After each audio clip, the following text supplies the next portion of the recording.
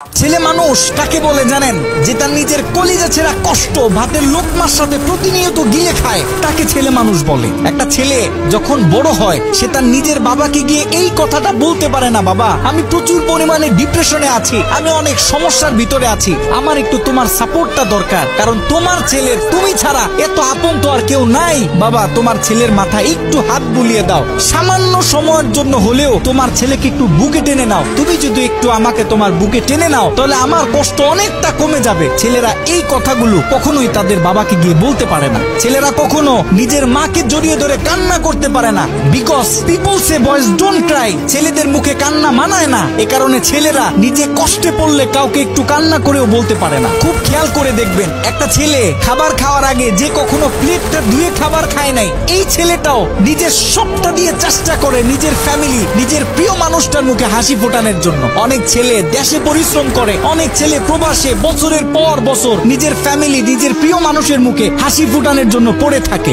দিন শেষে ছেলেদের মুখে হাসি ফোটানোর মতো কাউকে পাওয়া যায় না। আমি মনে করি boys are the best actor in the world. এই পৃথিবীতে ছেলেরা হচ্ছে সব থেকে বড় অভিনেতা, কারণ ছেলেরা নিজেদের বুকে হাজারো লক্ষ কষ্ট পুঁতে রেখেও মুখে হাসি নিয়ে চলে, কারণ সে জানে আজকে আমি যদি ভেঙে পড়ি তাহলে আমার পুরো ফ্যামিলিটা অস্তিত্বহীন হয়ে যাবে।